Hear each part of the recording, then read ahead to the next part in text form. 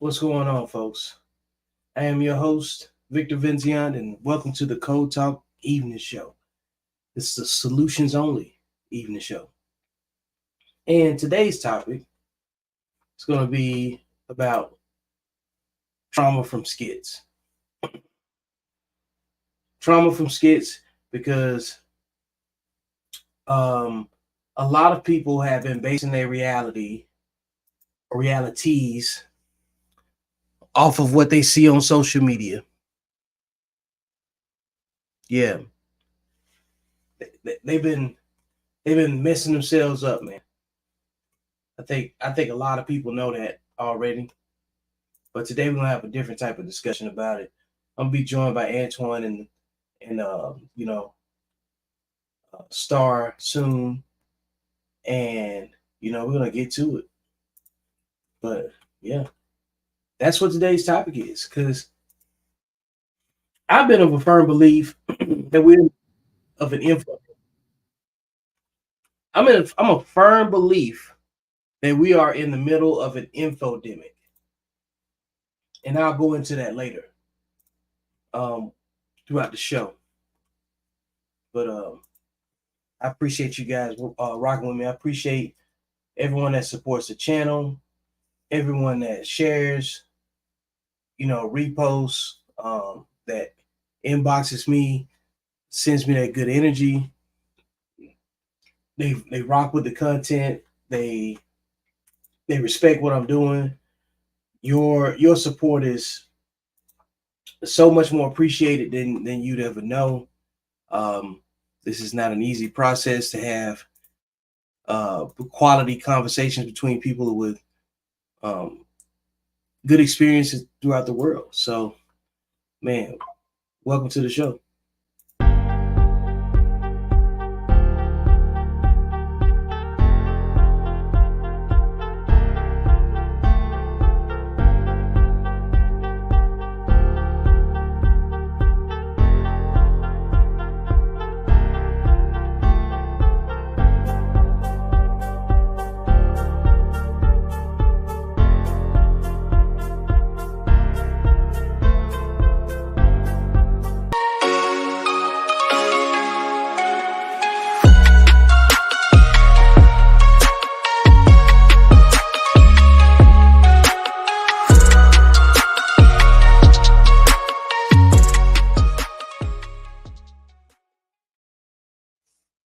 Welcome back to the Code Talk Evening Show. And today's episode is about trauma from skits.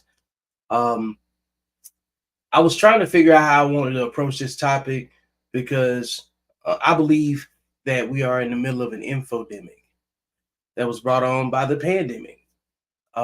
We have more people now that intentionally do not understand each other. They really communicate to disagree. And a lot of disagreement comes from what people look at and what they absorb and what they pay attention to and what occupies their time. I also believe that there's a large group of low level learners that are reproducing with more low level learners. So their perception of what's real and what's fake is different. And that's based on quite a few different things, learn behavior about where they live, what they got to do in their regular environments, and, maybe as simple as their upbringing. So you got a wide swath of people to, consider when you're talking about what's real and what's fake, what's true and what's not. And one of the major variables in this conversation pivots off of what people consume on social media specifically. So you see a lot of skits, some of them real. Well, a skit is just, it's scripted. Something is operated off a script. But for some people, it's done so well that you'd have to question if it was true or not, if it was real. Some people can't tell the difference. And some people don't care about telling the difference. Some people are very cool with having short-term fulfillment having that dopamine rush, that satisfaction of seeing something that's just funny. You know what I'm saying? Something that's just entertaining. But those games with skits, theatrics, um, thespian behavior, I guess you could say, when it comes down to the arts, it has a significant impact on even adults with their perception of what the world is. So think about the impact that it would have on kids. So there's a lot of people that really dedicate a lot of extra energy and support to, you know, things that aren't real. And that in turns has an impact on how people relate to each other. Has a huge impact on it. Shout out to my man Sniper right there. You know what I'm saying? Hey, what's up? What's up, Uncle Junior? Appreciate y'all coming to the show, saying what's up, even if you can only stay by for a little bit. But the overall outcome is that you got a lot of people with delusional expectations, unrealistic expectations, more inclined to compete than to compliment, more inclined to just be argumentative, not willing to listen to reason. And there's nothing positive on the side of, okay, it's just a skit and it's just a good time. So it's a little bit more than that. You know, there's a lot more that goes along with the outcome of that. And so today is the conversation about, you know, how impactful are these skits? How dangerous are they? How much impact is too much impact? Because I'm okay with it if it teaches a lesson, but if it's marketing misinformation, disinformation, and sowing seeds of, negative propaganda, is it useful? How far do we want to go with it? You know, I personally think, like I said before, I spoke about the infodemic. When the pandemic hit, a lot of people aligned themselves on a fearful side of it. There was some, people saying that it was a hoax, it was this, it was that, whatever perceptions of it that they had. That's irrelevant. The bottom line is that it was a vehicle for information to be sold, for fear to be sold. You know what I'm saying? So when people are in a fearful state, they're easily exploited. And so with that, you had a lot of misinformation about what's true and what's not about COVID. And in that discussion about what's true and what's not, there's a lot of people that was sending the wrong information, sharing the wrong information, not checking sources, putting out circular information, too much data all at one time. Like we were swimming in information and drowning in the specifics. So at some point, you got to have some level of patience to sit back and see what's real and what's not. And then soon enough, some things gonna fall where they're applicable, and some things weren't. And that has had a significant impact, since the quarantine era of our life began.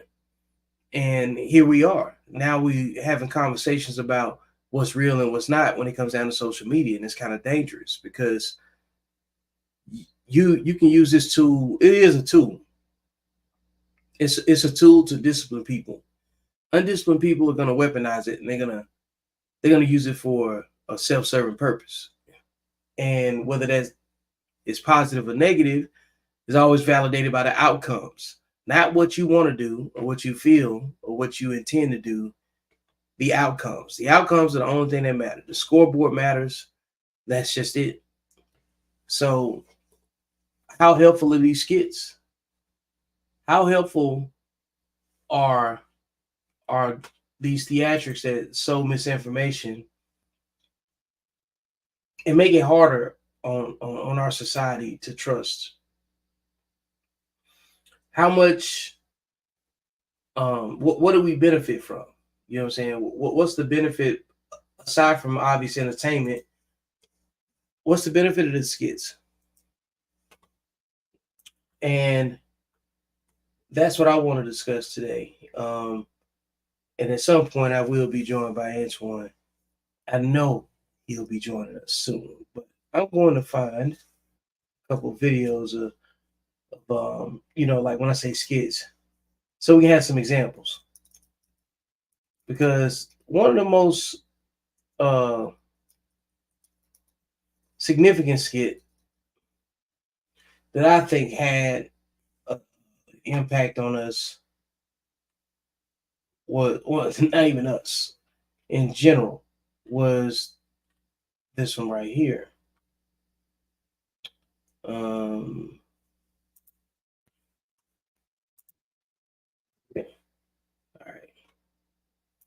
All right, what I'm about to play you is that something from last year, but it's an example of what I'm talking about.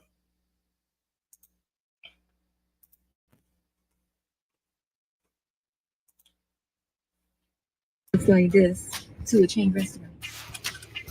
This woman is refusing to get out of the car because his date brought her to the cheesecake factory. All right, so fair use. Yeah, everybody knows the Cheesecake Factory skit, right?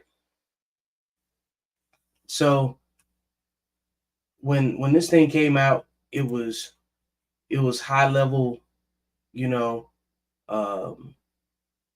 visibility as far as social media is concerned. And then it was later seen. Someone who was making some excellent points, who knew what he wanted, and he's actually now like a Giga Chad in the manosphere world. And so a shout out to Kevin Wesley and his content Fair Use. Y'all go follow him. The Red Pill community. The brother's being mentioned everywhere for the way he handled that conversation. Now I'm going to ask Alicia as well, because during this conversation, Alicia. Thank you. We'll get that right. Mm-hmm. Okay, so Alicia, mm-hmm. You didn't seem to really disagree with what he was saying. Now you had a definitely a different opinion before he gave you his mind, right? But you seemed very receptive to it. Can you explain to me kind of what you were thinking and how you saw him in that video? Well, yes, I think once we had the conversation, I could see my role in the conflict. Okay. Okay. Let's back up a little bit. To be fair, I mean, I was always raised that the man is supposed to cater to you. I mean, you're courting me, so court me. Mm-hmm. That means wherever I want to go, you take me. Absolutely. Whatever I want, you buy me.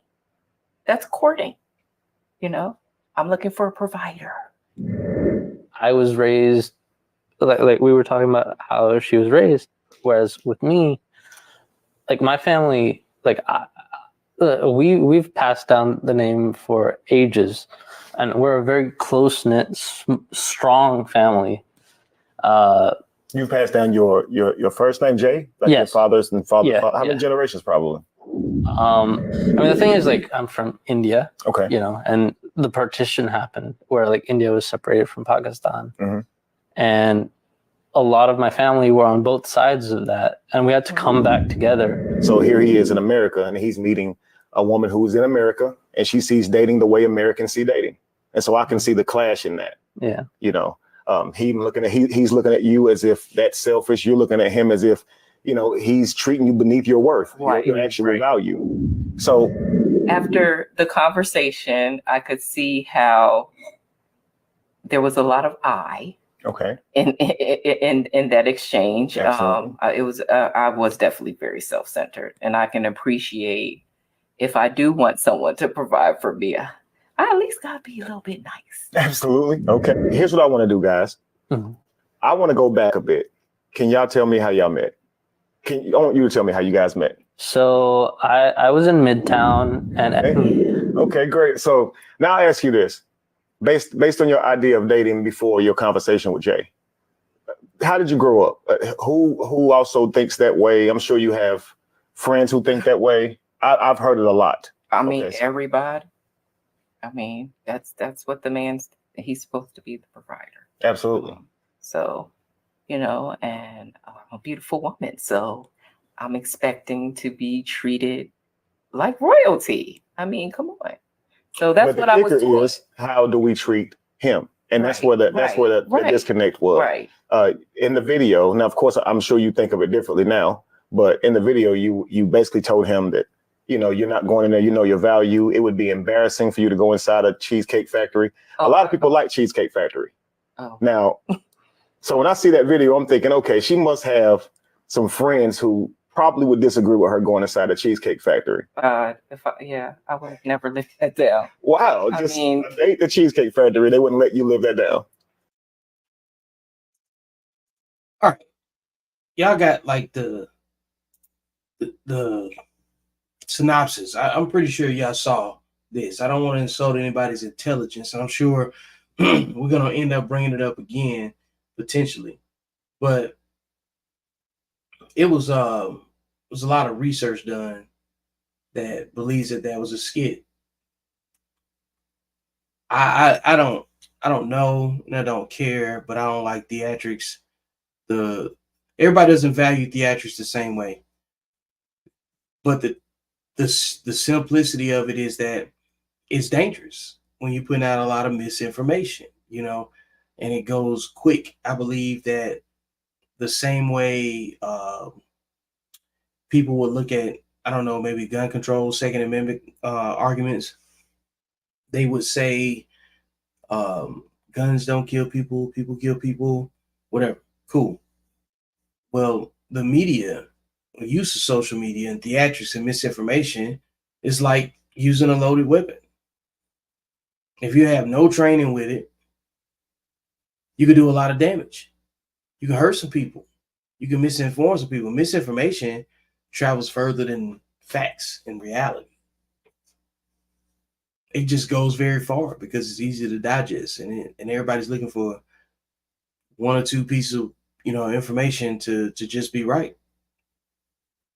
But we don't ever talk about the cost of being right, and these skits are part of that reasoning.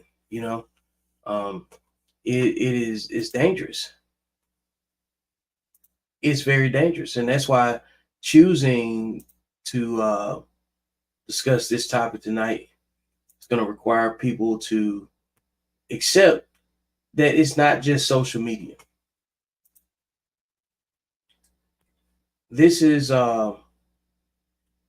just where we are, what I'm saying, as far as the world is concerned. And it's not just social media. Law enforcement, media outlets, you name it, they use this stuff. So it's much more than you just posting stuff to get some reactions or to have a good conversation. It's a mixed ball of ups and downs, things that's right, things that's not. You don't know what's real in some cases. But you can assume that most of it has already been manufactured. You know what I'm saying? So it's important to have some media literacy. That's what today's conversation is about. Ultimately, how are you using these skits? And does it help you? How does it impact your media literacy? Are you able to determine, take an extra second to see how realistic is this situation? And if so, why is it being recorded? Why is it being documented? Why is it so,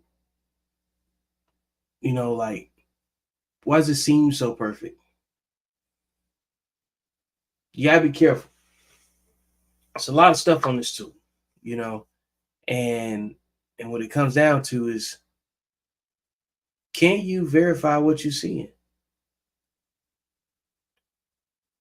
What are you doing to audit what you're consuming?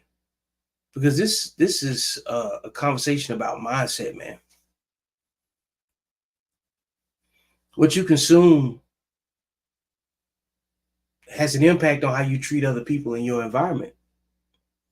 You don't know it consciously until you are aware.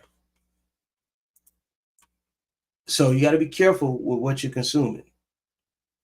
And ladies and gentlemen, without further ado, I would now bring to the stage the one and only Mr. Antoine, the other artist, Christopher. Yes, sir. What's up, man? Again, my forgiveness for my tardiness. I didn't see Every the link. week. Yeah, every week. It's all It's good, only, man. it's only because things are happening a little bit here, different. Hey, look, man. Hey, I put it in email. I put it in calendar. I put it in inbox. I I am taking accountability. Yep. Hey, man. That's all good, man. What's up with you? Good, you? Pretty good, man. I was watching a video earlier that I was playing about the Cheesecake Factory. Oh, Yeah. And boy, we started talking about skits and stuff, and I know the conversation is going to evolve when Star gets to the party too, but like, what's your feeling about these skits? Like, let me tell you what I came up with, right?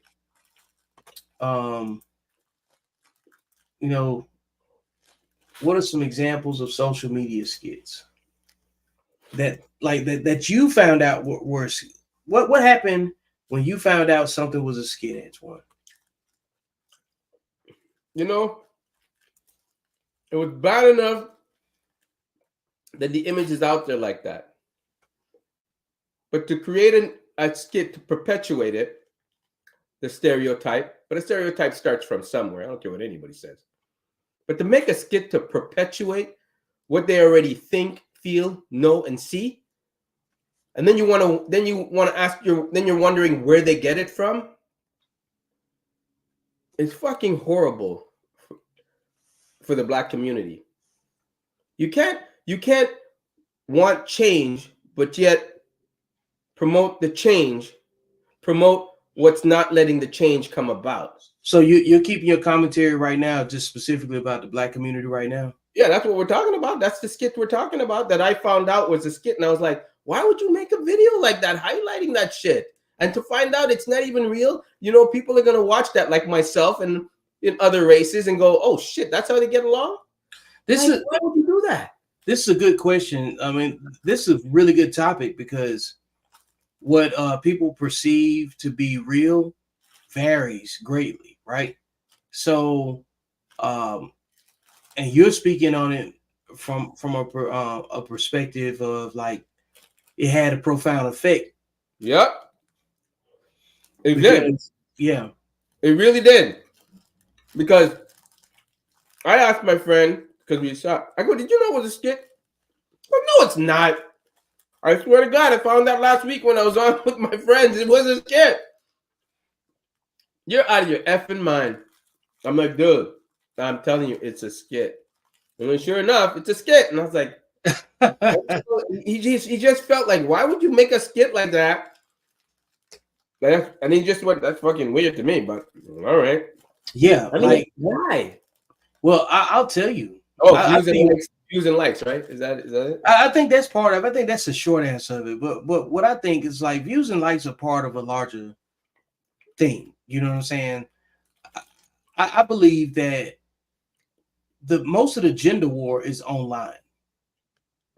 It is a social media thing. So like if you throw a skit out there like that, what does that do to the lines in the gender war? That is so true, man. You think about it. Like it's easier to make things worse or better than what they actually are in social media land. You know what I'm saying? Right. And I know it's a level of hypocrisy to it to use it and then talk about it too, good, bad, or indifferent.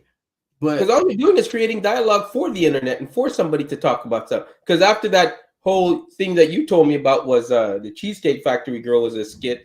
And look how many people were talking about it. Look how many views and likes on people that brought it up and criticized it or commented on it. But are you guys thinking of the image, man? Like the image. They definitely not, man. Like, oh man. And that's just one. Black women, like black women. Whoo! They- Man, they- you cannot blame anybody for your outcomes, man. I'm telling you, that shit is like you boy, you can't blame nobody for your outcomes. Bottom of the barrel, man. You can't blame nobody. Bottom of the dating poll. Bottom of the well, they don't get married, they have babies, but that's not. Oh man, you But- know, the impact of it though, good, bad, or indifferent, is it does a significant amount of damage psychologically. You know what I'm saying? dude. There's a lot of fragile people out there. It wouldn't take much imagery to send them over. But why would you? Why would you? I just can't find the reason for it. Like if you know, like there's so many other things you can make a skit about, but to promote the stereotype and you know, you want to change the image. Why?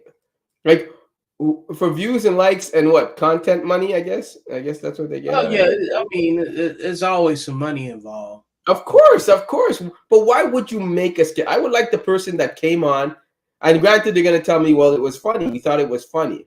And then they'll justify it saying, well, you have other races making fun about their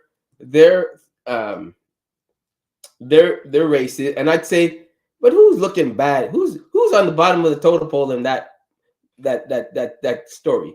Do you think we take things too personally? No. Depending on what you're talking about, I don't think we take things too personally. Depending on what the topic, I shouldn't say that. Maybe depending on the topic, like you have to throw some specifics at me. Okay, just generally speaking, like I just want to get a gauge, right? Okay. Like out of 10 things, right, that could be in the media, how many of them do you think that we take too personally? Too personally? Yeah. You want? Let me see that out of Because like, and let me give you an example, right? Yeah, give me an example, and I'm going to try to think while you're doing that. Okay. So let's pivot off of maybe some entertainers' relationship. You know, we give entertainers' relationship all of our analytical brain power. You know, collectively, right? We give the Hollywood elites and the media darlings that get all of the camera action collectively as people way more time than we should, right? Right. So in that situation, people end up getting divided over these things sometimes. So right. So that would, to me, would be an example of taking things too seriously. Like if you're willing to defend someone beyond a point of reason for an unhealthy outcome, you know, that will be an example of that. You know, I talk about unhealthy competition all of the time. People Right. willing to living down a hill that has nothing to do with them, that nobody even knows, that's being fought for them. Like, But you know what? To counter that, I agree with you on that but I think that when people can relate to what you're saying, I think it gets them upset and triggers them. Because if it doesn't relate to what you're saying, like I can never understand, me personally, I can never understand why people get offended in the comment section when they don't even know the person. Like they say things, oh, this person, you're getting torn up in the comment section. It's like, nigga, I don't know you. You know, I'm still getting my paycheck on Monday. I'm still like, I don't know you. Like you could say anything you want about my nationality, hair, looks. I don't know you. You're not changing my life. You're changing the comment section. But I don't understand why people get offended with that shit unless it relates to them, you know? I'm able to have a conversation with somebody that's going off in the comment section and just go, Jesus Christmas, you really got nothing to do. Like that's not even the guy. I'm not even that guy you're talking about. You don't know me. You know me from Vic's channel. Yeah. Stuff like that, I think we're too sensitive about. I think we're too sensitive with the race card. I think we're way too sensitive with the race card, dude. I think that we're way too sensitive with the race card, you know? Like Muslims are way too sensitive with their religion. The niggas are way too sensitive with the race card, if I had to compare. Mm. That's a comparison I'm willing to say. Like they're just way too sensitive when it comes to that crap, you know. Like it's like I have to say, for me, I just think black people have it a lot better than they maybe you don't have it personally good, but if you thrive to see the avenues and make the avenues for yourself, I think you'll see that it's not as bad as what social media makes it out to be. You know, like if you go off statistics, and I mean, but then again, black people don't go off statistics because it doesn't serve their purpose. But if you were to do your homework and really go into the numbers, you would see it's not as bad as you think it is. Or at least you'll have a solid argument to rebuttal. You wouldn't go off your feelings. You know, I think that's, and that's what it ultimately comes back to for me. Is like once you make an emotional commitment to something, if you're gonna base like how you feel about a topic on your emotions versus the data, I think that like the true enslavement is being a slave to your emotions. I think a lot of black people have, in general, have a slave mentality when they don't even know nothing about slavery besides what they read in a book. What if I told you? Because like we've had that nugget of discussion before, but like you say things that make me think. You know what I'm saying? And not because I want to disagree with you, but what if I told you being a slave mentality was truly just being a slave to your emotions? Would you disagree with that? Yeah, I think you're a slave to your emotions. Yeah, I think you're a slave to your emotions and what your beliefs are. Yeah, because like a lot of people would hear, like, so traditionally you hear someone say, oh, it's a slave mentality. It means that you got to answer to white people or do, like meet some crazy expectation. But the truth is the slave mentality is victimization of yourself. Yeah. And like if you're a slave to your emotions, you're already a victim. I like that. Do you think that kind of like solves the problem? Or yeah, I like that. Yeah. I like. It's funny you should say that. Like when people tell me they're slave to the systemic racism, I always ask them, well, where are you working? You have to listen to your boss. If the boss is white, you can always quit, right? What is systemic racism to people that throw that buzzword? Shout out to Chris would say, like, what is that? Like, because some of us aren't familiar with it, and it's not that we're a coon and we're oblivious and we don't care. It's just that can't relate. I can't relate to it. I can't relate to it. Like I tell you, honestly, I didn't know anything about this ratchet shit and all that. I didn't even know anything about that before I moved here. And I'm like, holy shit, you guys really take that shit serious. Like, you guys really take that shit serious. Like, you guys really go in and comment on it. And, you just paint things with such a broad brush. It's like, whoo, it's like you gotta get on a plane, man. Yeah. So you gotta go somewhere. You gotta go somewhere, man. You gotta get on a plane, dude. It's not like that, Yeah. It's like my friends from Jamaica, white guy, and because I was from Trinidad, so we have that in common. But try to tell him he's not black.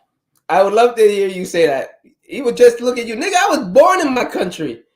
I'm as black. He's talking like a West Indian boy. He's like, I was born. Where you think what? Like, and he goes, you guys need to get out more. You try talking like that in Jamaica when you see all these white Jamaicans walking around that were born there.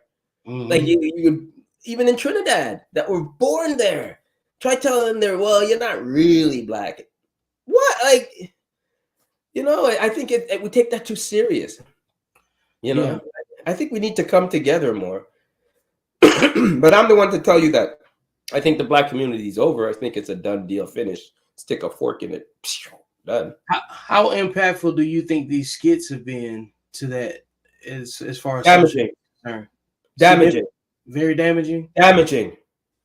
Mm-hmm. Damaging, man. I wish I could have recorded my friend's face when I told him that cheesecake was a skit. You know, and I still doubt it that it's a skit, but you know, Mm-hmm. I still doubt it. I'm not gonna lie. I still have some doubt. Even the last one we talked about, sorry, which was the last one we talked about? And I said, what? It'll, Oh, come it'll, on, help me out. Huh?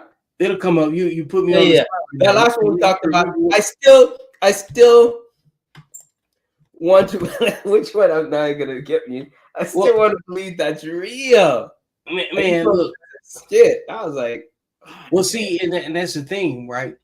So, for instance, and for reference, to let you know, there are people that really won't even let go of what they saw on screen, even if you have ground truth information that says otherwise, because the way it's displayed, the perception is the reality for some people in some parts of the world. You know, right. like I was in Korea for 2 years from 04 to 06. Okay. And while I was there, you know, I got a chance to experience how Korean nationals, you know, engage with Black Americans. Right. And it was a unique experience. Some of them, you know, like treated you based on what they were able to see on, you know, like at the time before MySpace, but based on whatever they saw on TV, whatever they saw on whatever programming that they had access to. And during that time, the only image that was getting really like broadcast outside of the continental United States of Black men is, you know, like a negative image. So you're always going to be associated with something that's just dangerous, you know what I'm saying, or risky. Right. And they would treat you as such. And then, so like when I think about programming, that's what it really is programming. It's like, it's a level of micro programming, but if you get a little bit of it at a time in a 20-minute span of time, it's a lot more damaging than what people think. And this is why I say it's not just social media. This is a drug. It is a digital drug that is free to download. I agree with that. Because do you think it's because chaos sells? Say again? Do you think it's because chaos sells? I think that's always the case. I think any advertisement is good advertisement. You know, you've heard me say Traumanomics before. Anytime you get people in their feelings, you can sell them anything. You know what I'm saying? Whether you got them feeling good or feeling bad, it's a vulnerable space to be in. So like if you are extremely triggered about something good, bad, or indifferent, I can sell you a product that'll make you feel secure, you know, in that vulnerability, right?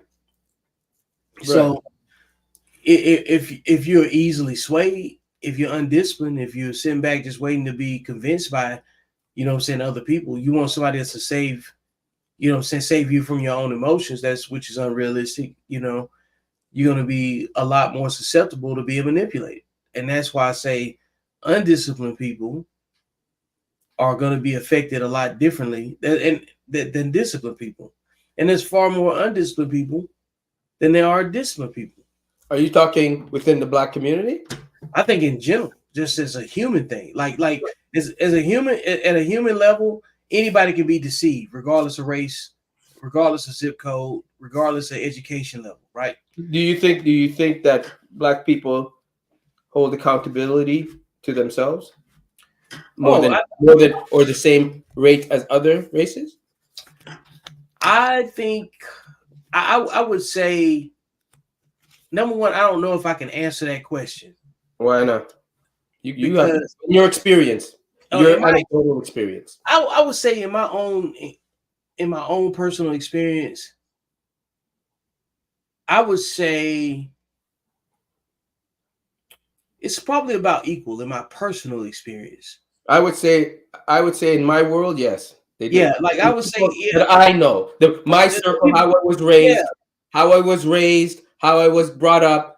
The majority of the people that I socialize with, that's African American, within my family and external outside of my family, take 100% accountability for their action. And I'm including not just men. I'm including the women. I'm including in that Yeah, whole anybody that's Right. I'm with that too. And this is why I say though, if you function as a disciplined human being, like you're moving recklessly, the people in your network are going to reflect the way that you behave. Right. Right. So that's why it's like there's some things that I can't answer because like I know some people, like we know that there's people that do drugs, that do nefarious activities, that live their life on the edge, and but we know that they exist, but they're not people like I'm always connected to. Right. You know what I'm saying? Like on a regular basis. But like if I had to do it by the 80-20 rule, 80% of my friends make common sense decisions, you know. That, Exactly. yeah, you know, and there's 20% that could probably, you know what I'm saying, fit into the bad part of it. But even then, I don't have enough people that make up 20% of my friends that would actually behave in a way that would be detrimental to who they are character wise. Okay, and I would say is so then for me, I would say if I was to go off social media and what I see on social media, I would say that the African Americans don't take accountability. If I was to go off If social you just base it off of social media. media, we're talking social media things I don't know. I'm going only off what I see. You make me want to get one of those right now. Man, you should. I know, right? I would say I don't see that. You see, that's why I'm saying. You see, this is a very important conversation we're having because those skits bothered me so much because the fact that somebody actually created something to promote that stereotype and fool so many people, and that's going out there and it's forever, and people are like me are out there doubting that it was a skit, and you have people talking about, yeah, you of course black women do that. Look at the girl on the Cheesecake Factory. Look at the girl with the McDonald's, and the guy brings McDonald's for his own kid and not the other children, right? Look, and I just, why would you want that to be, you know, like the image? Like, why would you create something like that? Because let's be honest, and let's be honest, 100% honest. It wasn't a white man that made that video, right? That's fair to say. I doubt a white man would make that video. You're talking about like the people that choose to exploit themselves. Yes, the skit. Yeah. Every skit that has an African American in it, I doubt it's a white man that made that skit. Yeah. Okay, but why wouldn't they think of the damage that they're creating to make a skit like that? Like, why wouldn't you promote positive love? Why wouldn't you promote marriage and a good marriage? Why does the marriage have to be some idiot cheating or has a babe on the side and he's not even a high value man? And, you know, like, you know, that whole bullshit Kevin Samuel said, and I'll say it like this, that, you know, high value men don't cheat, they exercise their options. That's bullshit, right? Any girl that tolerates that, that's sheer bullshit. That's sheer bullshit. In a 2-parent household or in a loving relationship, you step out, it's cheating. You're not exercising your options, you're cheating. And to try to change that narrative, and people are falling for this shit. That's what killed me the most. People fell for that. Like, I have all this money, it gives me a right to cheat. At the end of the day, high value means money. I don't care what Kevin's, I know we had a breakdown of it, but at the end of the day, high value means you have money and you have the means to do what you need to do. And you have the means to support 3 women at the same time. So don't try to make bad news sound pretty and say we're exercising options. That's fair. If my wife if I ever got blessed with a marriage and my wife spreads it for somebody else, I know I don't have the courage to go back in there. It's over because there's no way I'm taking somebody's sloppy second. That's not even courage though. That's like, yeah, that will always be ringing in my mind, right? So why would a woman, because I know she has the great lifestyle of the man is providing, but what does that tell you about yourself when you look in the mirror? That if he's not home by 9 and he's exercising his options and he comes home and kisses you on the lips like everything's okay, you're all right to turn a blind eye to that. Like, why would people fall for that bullshit? Kevin Samuel said that, or love that has nothing to do with marriage. Why the fuck would I be with you then? If love has nothing to do with it, right? And we're not married, why would I be in a relationship, a long-term relationship with you? What purpose are you serving? I didn't say role, because you'll be serving the role of sex and us, getting together for dinners and lunches and shit. But what role are you serving in my life? Like, I think if you're married, you go that extra mile to fight for it. Or if an argument happens, you're able to say sorry. So in a 50-50, well, here's the thing though. You're speaking from a 50-50 mindset? Yeah, because I believe that everything is 50-50. So I guess, like, hearing it from your point of view, right? Because I'm taking my wife's check. I am. Yeah, she is paying bills. Oh yeah, I have no problem. I'm not providing, even though I could afford it. No. Hey, I just want to take a second to say Antoine's views reflects Antoine's views. Hey. Hey, any of y'all ladies in the comments ready to give up that check to Antoine? I don't know what he's talking about. You can get her allowance to do the hair and all that. I remember the phone number, but I feel like it was a 555 in there. What was your number? Hey, I'm taking applications, man. I need a wife over here. But I need to get first. Antoine, that's 7. You know what I'm saying? Like that, I think that's 7 digits in there. I don't know. 555 Antoine. You know what I'm saying? 50-50, 100% 50-50. Antoine said, hey, Antoine is down for the 50-50. Yep. His commentary reflects the 50-50. Yes, yes, it does. That's what I believe in. Yeah. I believe in that. Yeah. So, but from what you're saying though, you're looking at it. The lens in which you're looking at it from is an emotional lens. Would you say that? Would you say it's more logical or emotional? It's logical. Mm-hmm. Why wouldn't she pay? Why wouldn't that person pay for the well-being of the household? Oh, I'm not even saying that. I'm talking about the part where when you said, like the exercise and options piece. Are you saying that from an emotional or logical space? Would you think most men would think about that from a logical or emotional space? Listen, most men make $42,000 a year. They ain't thinking shit. Mm-hmm. All right, they don't have those options. I don't even know why you would entertain those options. I don't even know why you would entertain those. Are you telling me that the statistics of how men cheat compared to how women cheat, that's because they're all high-value men exercising options? Is that what you're trying to tell me? What are the stats on the infidelity that you're speaking on? Right? Didn't they say that? If I recall, what Kevin Samuel said, men cheat at a 36%, women cheat at 4% less, or something like that. It was 4% less. That was 24 and 28. I think. Yeah, it was like really close. It wasn't no big. Within 4%. Yeah. Yeah. Let's just say within 4%. Let's give it 10 even though, because that's still close. Let's get that. Okay. Okay. Do you think those are all high value men exercising their options? I don't know, man. You have to look at who they interviewed. Come on. Yeah,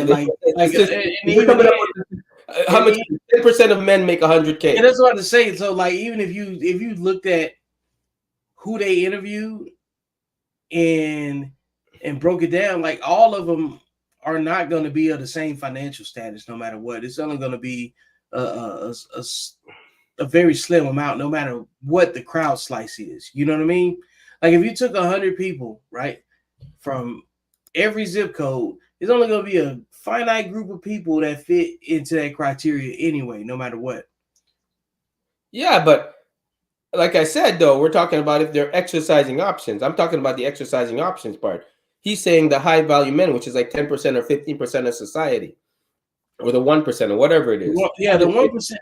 The 1% guys, man, I can't speak on them. I don't know this. Exactly. So that means I can only speak if I'm saying that. Even if he's speaking, I'm just saying that even if you're a high value man or you're an average man. So that's where you say the logic part comes in. This is the part where you say the logic is in. Right. The money does not give you the right to exercise your option, because at the end of the day, no matter what anybody says, no matter how many breakdowns there is or criteria there is to be a high value man, the more money you have, the more options you have. Period. And that does not give you the right to cheat or exercise your option. That's all. You know what I think, man. I think you can't control people, and there's some people out there that absolutely agree with you, and there's a bunch of people that think otherwise, right? Because they can't think without their dicks. And you know what I call those people, right? Yeah, undisciplined. sexually undisciplined. Look, And I agree look, with you on that. Antoine, look, you just did a great check on learning. You've been paying attention. You know what I'm saying? I told you. You see how like we walk that whole conversation and figure out like why do people choose? You ask the question. Why do people choose that? And you talked long enough to hear the answer part of it. Right. And at some point, somebody makes a choice, right? It's always a choice. It's always a choice. So, like, when you get ready to make a choice, are you going to make a disciplined or an undisciplined decision? And if, depending on the act that you make that decision off of, and you put that together, you're undisciplined. You're Exactly undisciplined. If you financially, you could be financially undisciplined. You could be, you don't understand what I'm saying? Right. You could be emotionally undisciplined. You could be irresponsible in so many different ways. But the way that people choose to be undisciplined and irresponsible defines who their character actually is. Okay. I'm going to push back on that a little bit. Well, come on. I believe I believe cheating is good, right? If I'm with a girl or I'm with someone and hold on. Let me give you the floor. Go ahead, man. No. I want to see you, man. Come on now. No, I'm coming back. Okay. I believe my glass, but you how I want to explain it. If you're with a girl, right, you really don't know where the relationship is going. It's in the beginning stages of development. You're both consenting adults, so you know what's going on.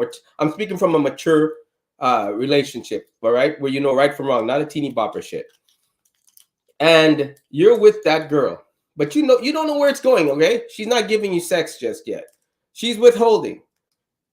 I think you should seek sex elsewhere because you're waiting for her, and while you're waiting doesn't mean you have to be disciplined to her. You don't know where it's gonna be with her. Now, I'm not saying to go up to her and say that you're gonna be doing that, but that's not cheating. That's you living your life until she gives you reasons otherwise, or until she earns your loyalty, right? So at that point, you're not cheating. Now, if it becomes a relationship, all of a sudden it's an established relationship where you are committed to one another. That's when it becomes cheating. But before that, you don't owe her anything. She definitely don't owe you nothing. Both of you can go about your business. But after you cross that line of explaining that, hey, you're who I want to come home to, I'm who you want to come home to, I want to be only talking to you, you want to only be talking, you really lay down that law, after that it becomes cheating. That's what I'm saying. And you don't need a price tag for that. Okay. You know?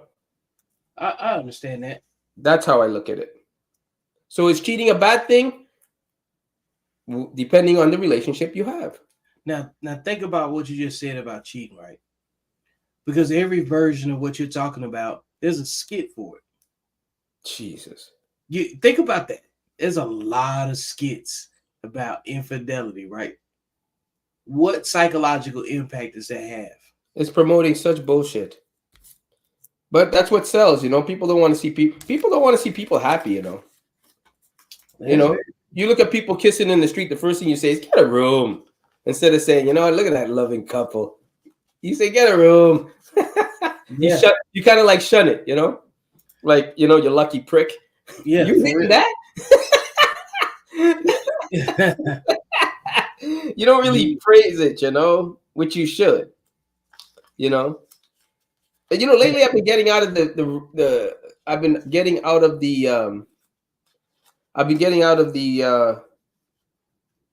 world of watching dysfunctional shit on YouTube. Yeah.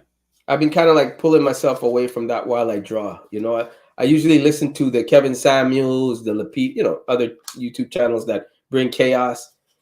And it's just jading my mind. I realize that, man, it's just really, maybe I'm attracting the shit that I'm attracting because I'm pulling it in with the shit I'm watching. What? Antoine having a moment? What are you talking about?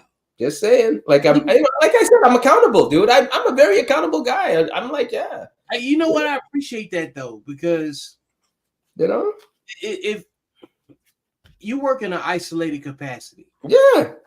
So you got to fill your space up with what complements what you do. Dude, I am alone all effing day. The only time I see people is when I go get my coffee, go take a walk and get some lunch if I go out or if I don't cook. Or somebody, my manager comes over and says, "What's up? What are you doing?" But other than that, I'm here. I'm doing my work. So you listen to this stuff all day. By the end of the night, you're like, "Holy shit, man! I hate these motherfuckers." Hey, let me tell you something, Antoine. That is a very, very solid, honest piece of information that you just communicated. There are some people that are so prideful they would never say that the internet has had an impact or influence on the way that they move in the world. And you don't know until you start to react to it. So you start still you're not getting your outcomes. No, you start walking down the street and suddenly you see a black guy or a black woman, you're making a wider turn. And you go, "What the fuck?" You go, "What the shit? Where did that come from?" They didn't say made you avoid black. Antoine, the internet made you avoid black. You know what I mean? Like sometimes you're at an ATM and you're checking, is he black or white behind me? Okay, cool. You know what I mean? Because you see shit, right? And you hear shit, and you're like, "Holy shit!" Like, "Oh my god, this has some programming going on." That's some programming shit right there, right? Who knows whatever subliminal message that's coming through. Yeah, but I'm being honest. I don't care if anybody says. I know other people. I'm not the only one. I know other people are like this. I know you, Antoine. You are not the only one. I know it. I know I'm not, but I don't care about saying it because it's reality. And look, that is why I have a lot of admiration for what you're saying. Like it is true. There's so many people that just don't really want to be honest about it. Yeah. You know what I'm saying? Because they frame it in different ways. They would say they need a social media detox. That's cool. Right. Whatever boundary you got to come up with to, to distance yourself from it. If you haven't had any formal training on how to consume media, because this is about media literacy. Yes.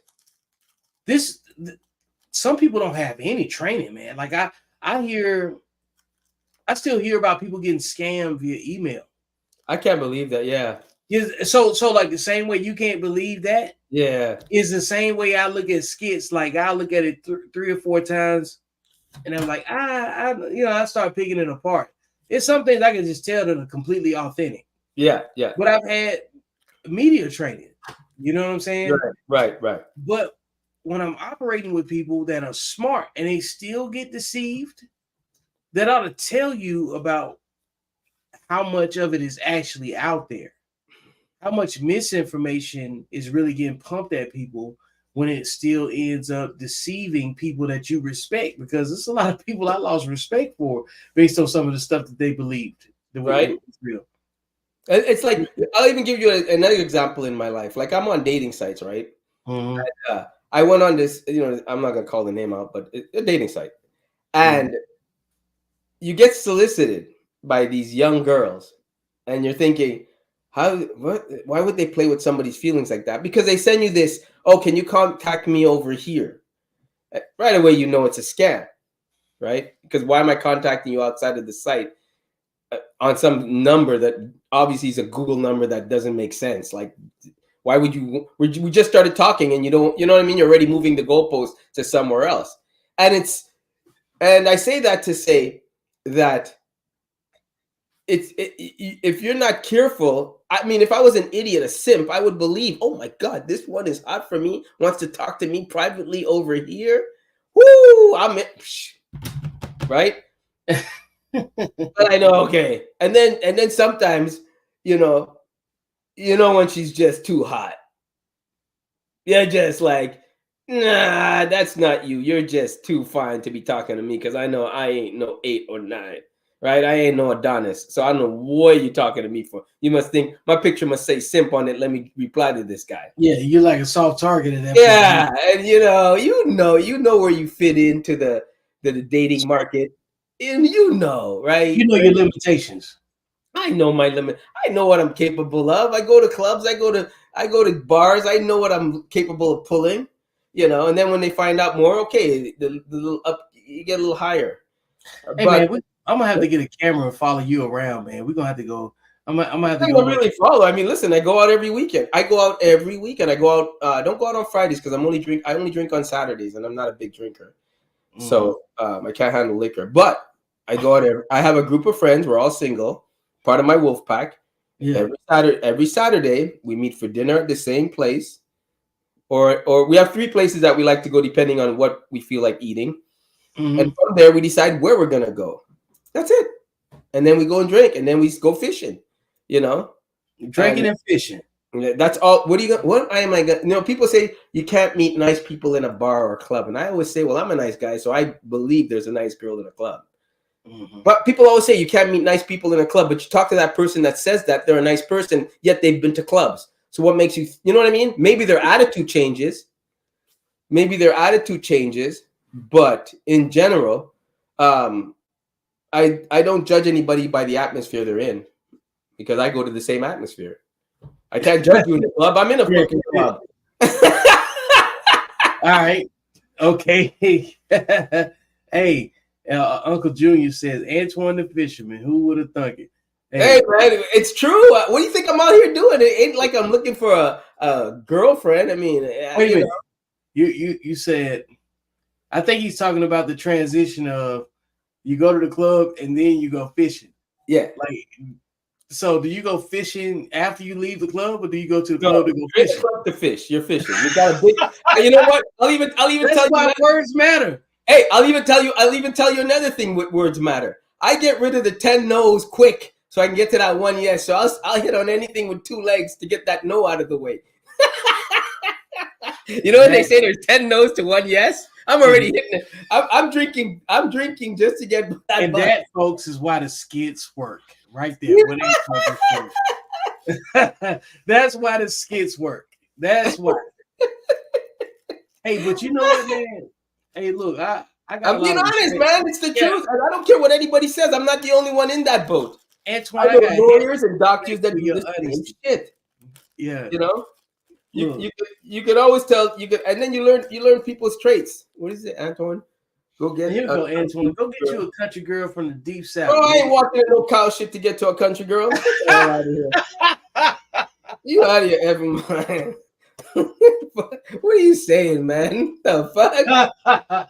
Antoine, where does your woman have to come from? Anywhere. Just as long as she wants kids, wants a family, and if she can't have kids, she's willing to adopt. As long as she can follow that, I'm simple like that. Yeah. You know, anybody can have a kid, but not everybody can be a parent. I believe in that 100%. If my wife gave me 1 kid, I would adopt a kid the same age as my son or my daughter. If she gave me 2, I would still adopt 1.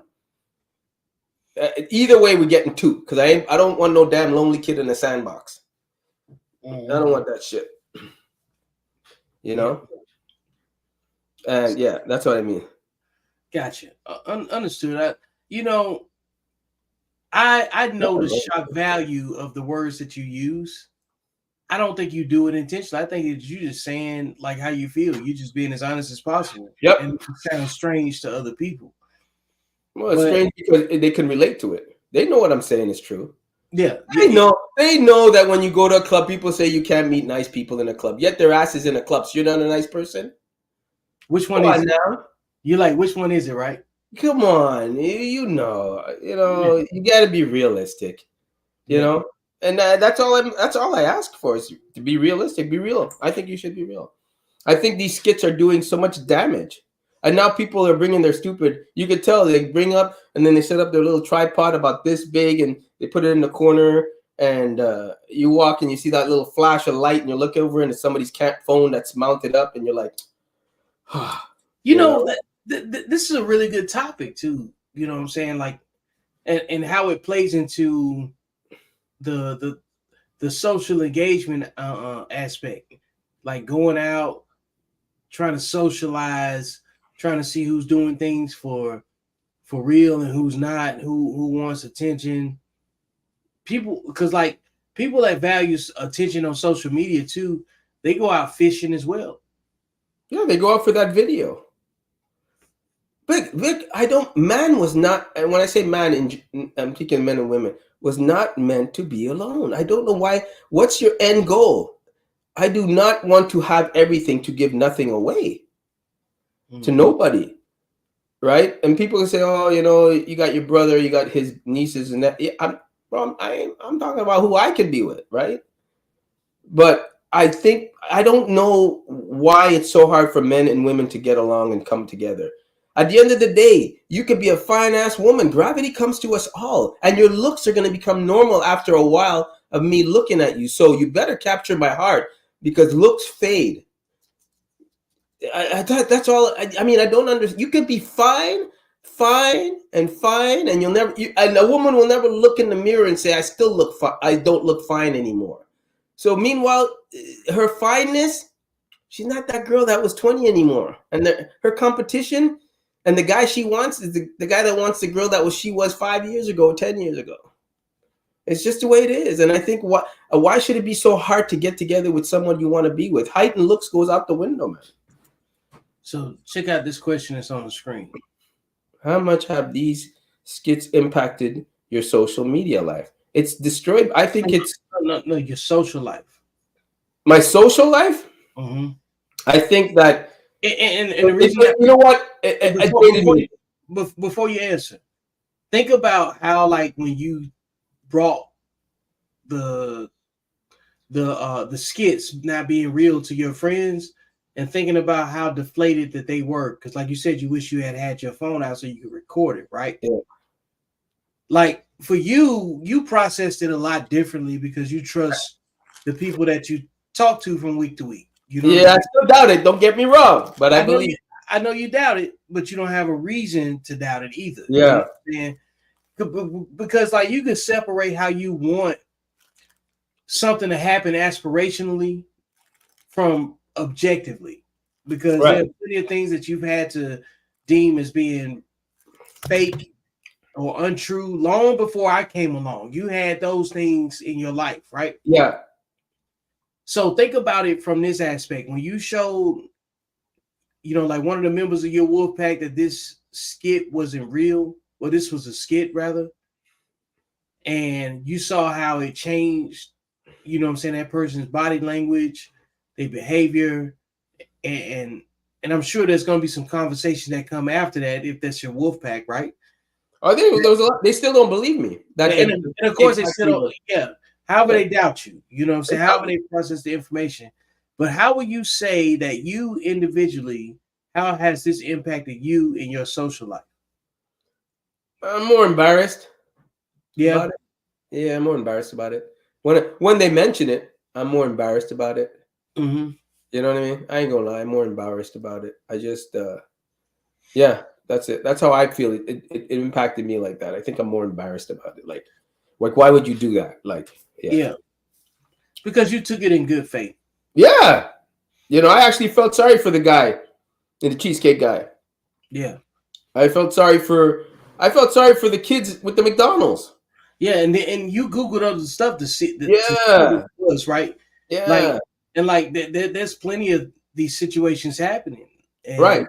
And the more you start looking into it, it's like you can just tell people are being manipulated by people that they don't even know. They got me hook, line, and sinker. Yeah. And until you told me, I did not. You didn't have a reason to go look. I didn't. I would have, if you never would have told me, I never would have doubted it. And this is the thing, Antoine. I've been working with you almost 3 years. Yeah. Come November of this year. I know if I told you something was not true or left you to question it, you're gonna have however you feel, and then you're gonna go off on your own. You're gonna do a little bit of research. You're gonna start seeing something that calls it into question.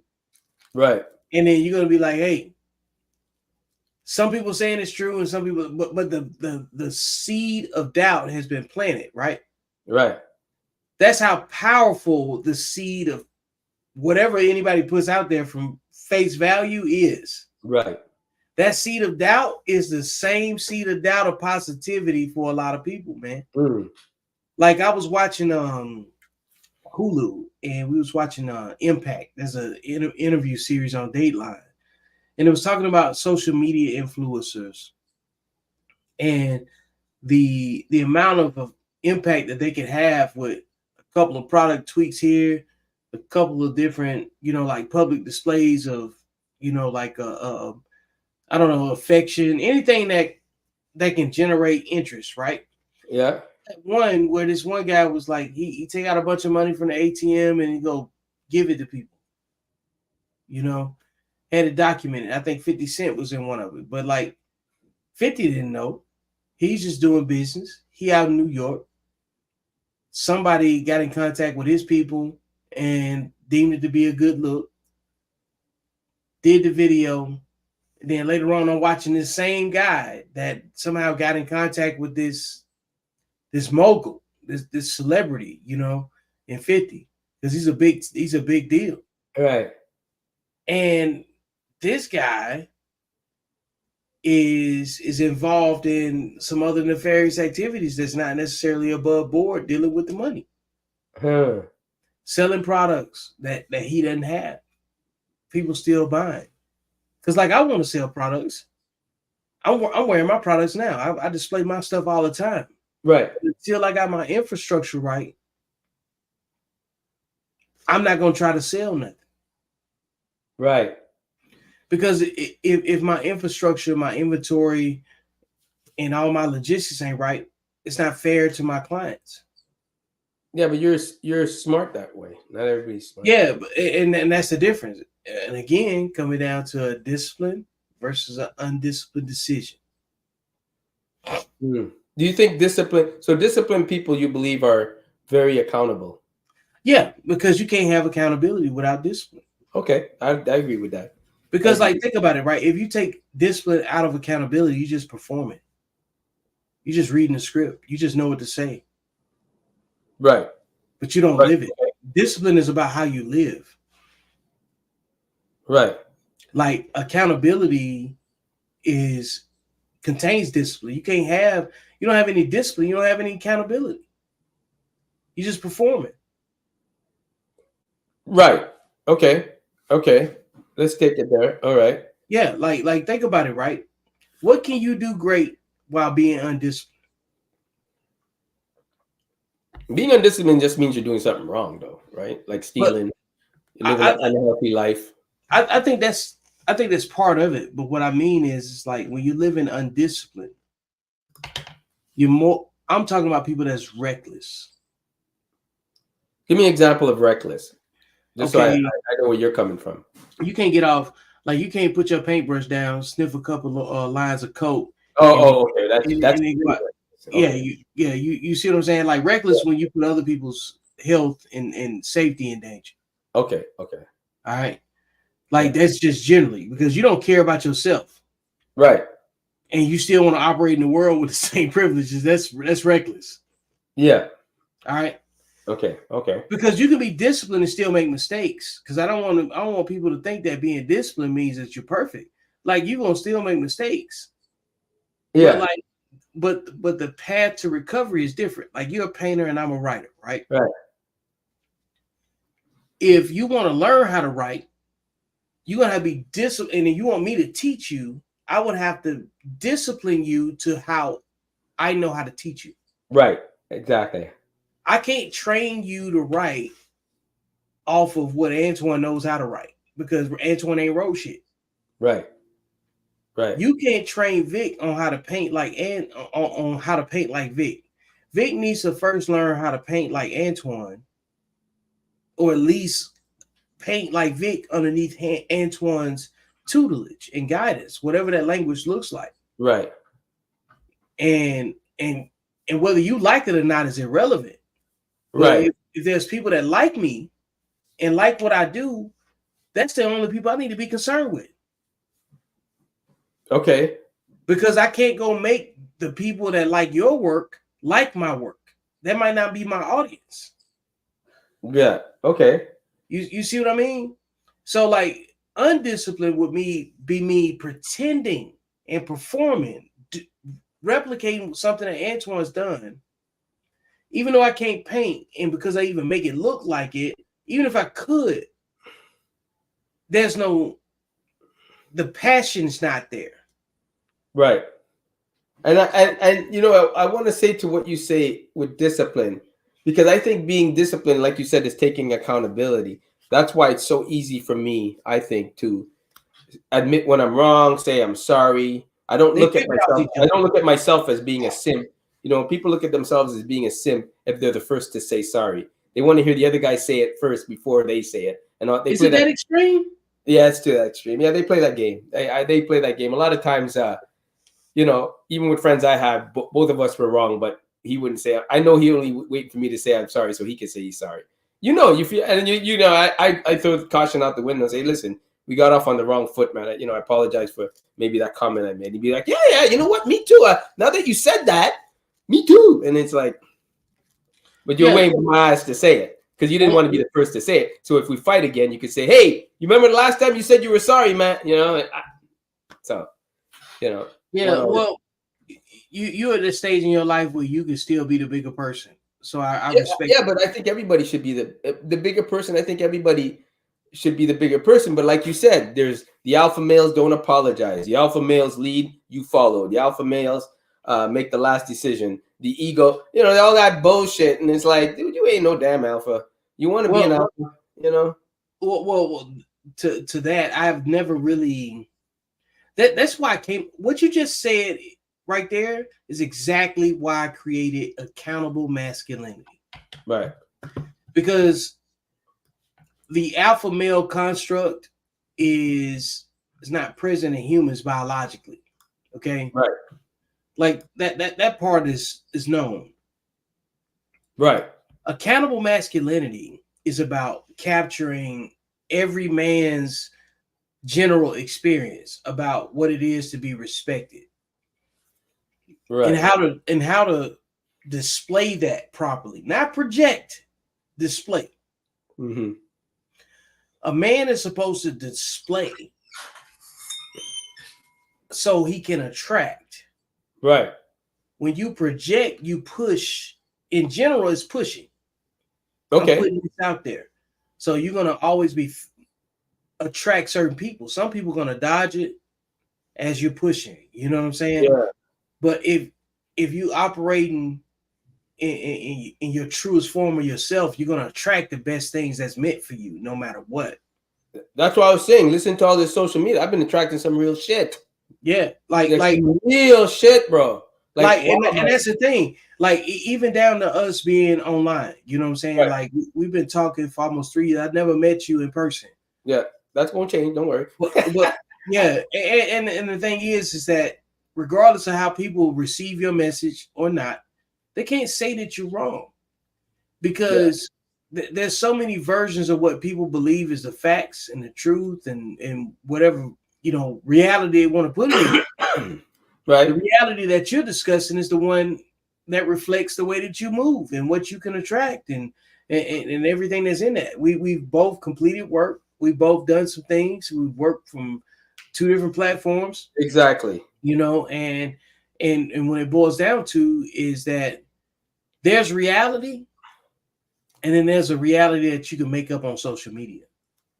Yeah, but it's like let's even break it down simpler. Like I couldn't do what you're doing right now with all this computer stuff, right? So I'd rather you take the lead and then tell me where I fit in, right? Because you know that shit. And even that's rule number 3, by the way. You know. Oh, is it? So even when I learn how to do it, let's say I learn how to do it, right? Now I know what Vic is doing, right? You're still ahead of me, so I'm still gonna let you take the lead. The only thing I can do better is ask better questions, right? Because now I'm a little bit knowledgeable. But I'm still gonna let you take the lead because you're still up on me with the game, and you'll probably always be up on me with the game because you started it before me. So there's always something to bounce back. So people, I think what people do wrong today is they think giving someone the lead admits that they don't know what they're doing, and I think that you should be able to say when you don't know what you're doing. It's okay. Like I don't mind that. I don't mind. Like I don't get triggered by simp. I don't get triggered by you're not an alpha. Those are buzzwords. shout out to Chris, that that I don't recognize with, because I wasn't raised with them, right? And if somebody's the leader of the group, he's not the alpha. He just knows more than the rest of us. Yeah. Because, you know, the alpha or the leader will let me go do my art and say, well, I got to step back because I got to bring in Antoine on that one. And, you know, but he's still the leader. He just knows when to say, okay, this is not my expertise. I know some of it, but I need to put the guy in charge. Just like that. Just like the president has the vice president. There's some things that is beneath him. And when I say beneath him, not that he's not too good enough to do it. I mean that it's not his role. It's not his job. It's just not his job, right? So I'm going to just step back and let you go. So I always say people don't like what I'm saying.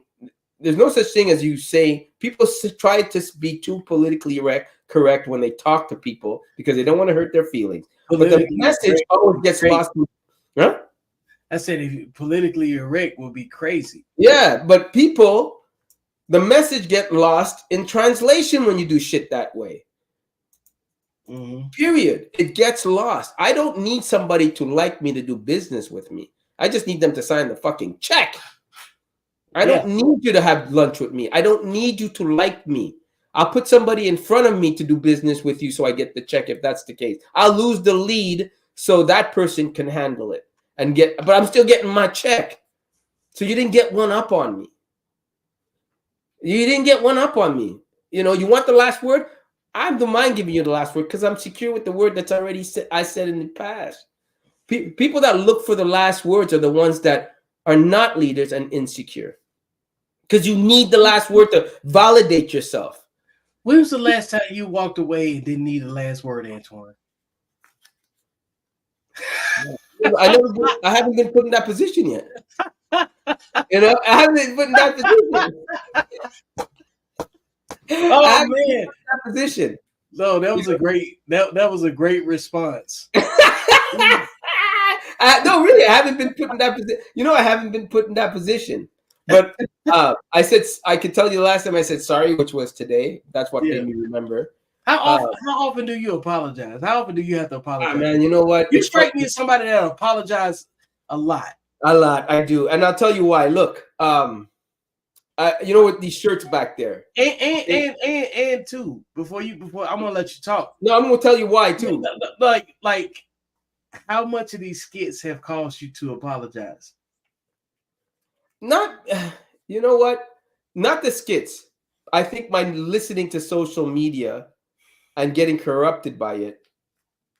And when I say corrupted by it, meaning the programming is strong. If you listen to this, if you look for the subtleties, like these shirts, that guy and me, we agreed on the price for the shirt, and then he overpriced me on the printing, and I said, well, I already invested $520 because I paid for the shirts, and now he wanted something like $1,500 for the printing. And I said, I looked at my bank account and I said, you know what? I'm not arguing with this guy. I'm willing to walk away and take the hit and go take my business elsewhere and let him keep the $550. I go, you know, it's gonna be a tough pill to swallow, but I'm gonna do it. But then But you learned from it. But I learned because I didn't say that to him, but I held my ground. Mm-hmm. And then he countered and said, you know what? I came up too high. I'm going to give it to you for $5 less on the printing. Meet me halfway. I said, you know what? You're right, man. I'm going to meet you halfway. Let's do it. Now, this is where it got off the rails. After he said that, he contacted me again with on the same stream of text. And he said, long story short, I'm going to need half up front. And I'm like, bro, I just paid for the shirts. You think I'm going to run for the rest for the printing? I need the printing. And he goes, okay, give me 25%. I'm like, don't insult me. I go, I'm not paying you a red cent. You're going to have to trust me on this one. Because I'm trusting you that you're going to trust him from the get-go. Exactly. And then I said, you know what? Keep the shit. I'm done. I don't want to do business. If it's like this now, I have a feeling you're going to sacrifice the quality.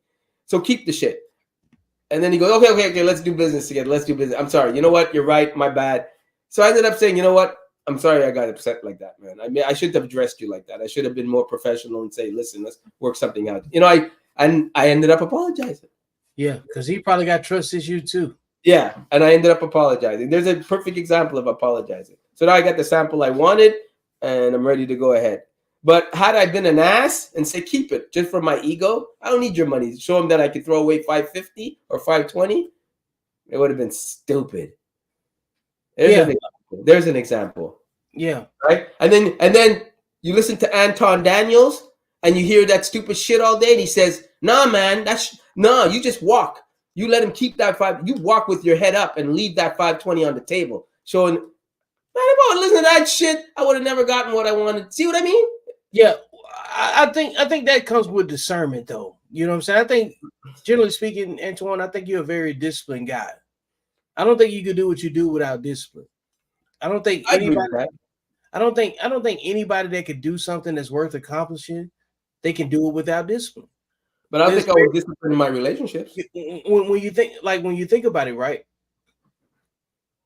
How many, if you had to think with an undisciplined mindset, right?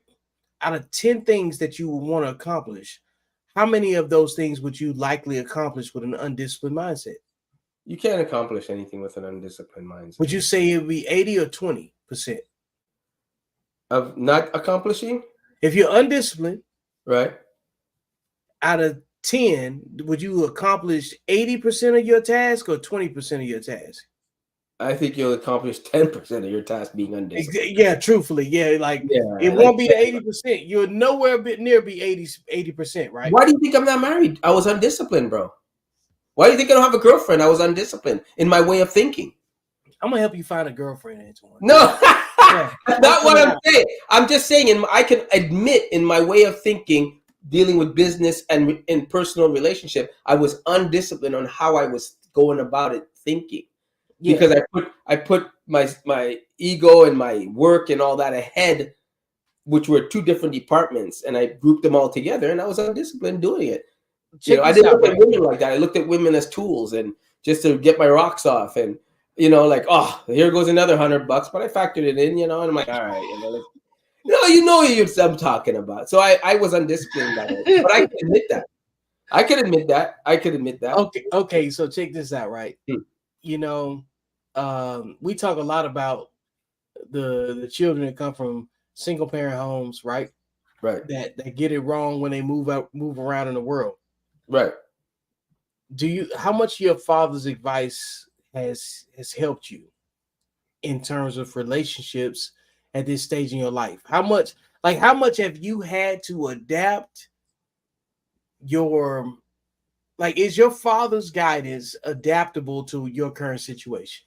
No, my father was right. I was wrong. He was right. He said you're going to be an older gentleman looking to get married the way you're going, son. Really?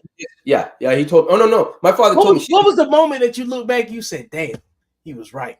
Just the other day, I talked up to my dad, and I said, "He goes, any luck? Anything luck? Any luck, son?"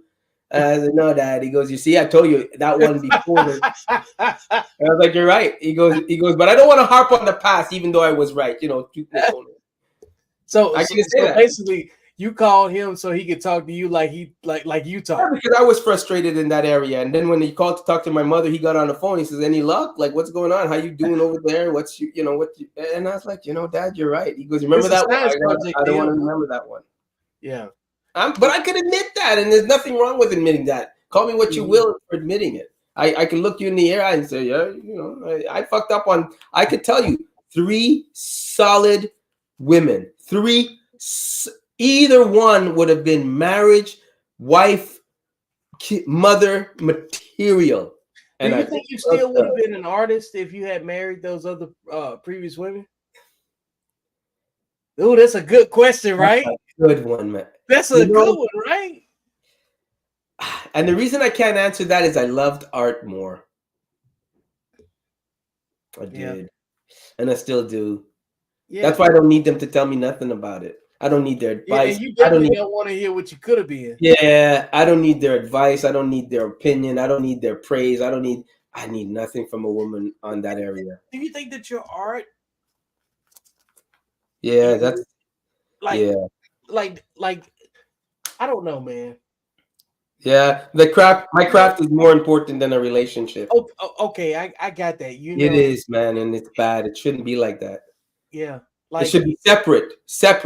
I'm very careful about the question that I want to ask when I Just ask, choose man. to ask it.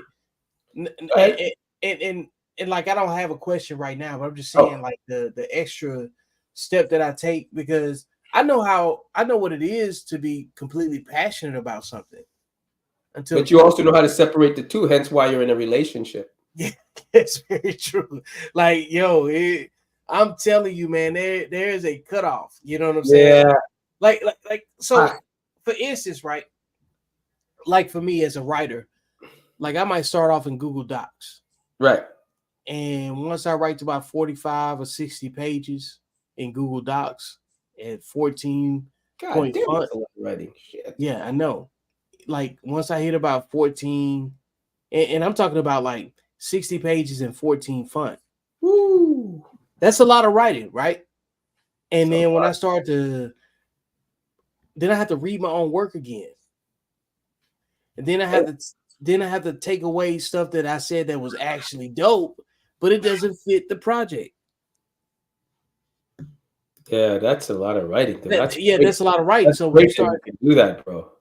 yeah, like so I start taking stuff away because everything that I write don't fit the project. Yeah, that's some great, man. I envy you on that. That's really something. No, you don't, and you got to go to therapy for this type of shit. You know what I'm saying? No, Like, but I think that is to be commended.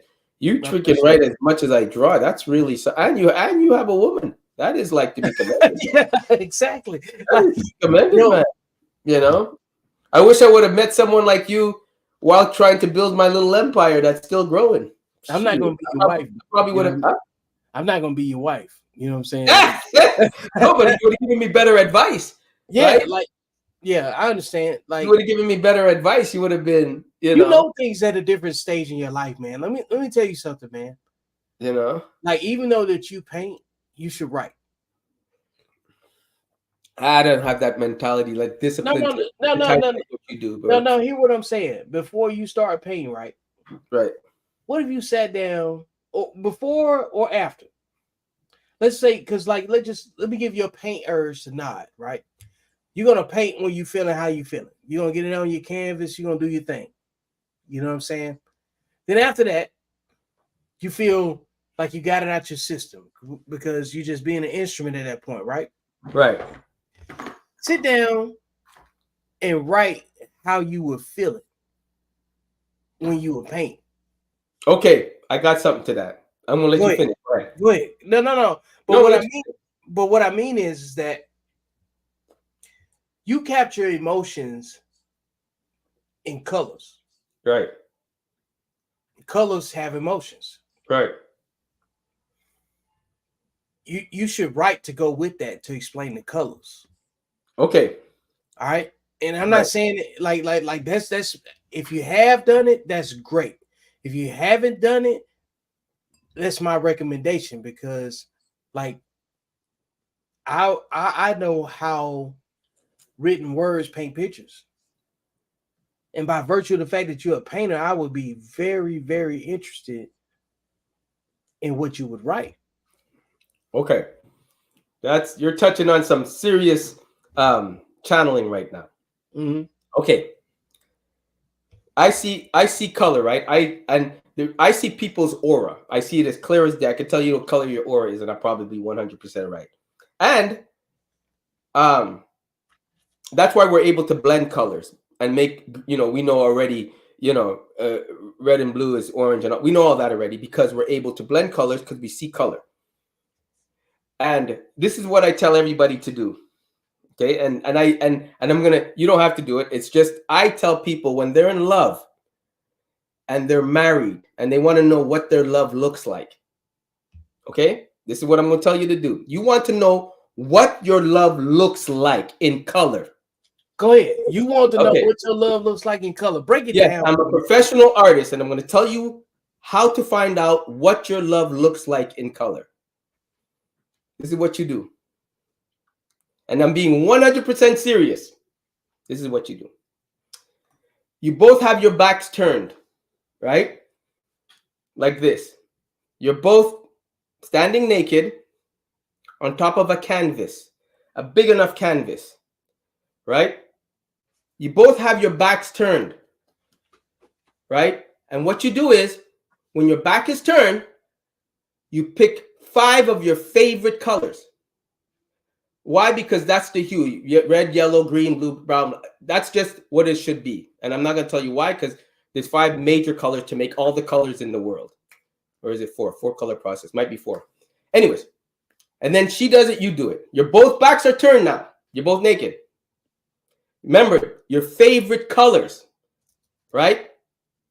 And don't put red because red is love and all that shit. No, your favorite colors, which has nothing to do with the guy behind you and has nothing to do with the woman behind you.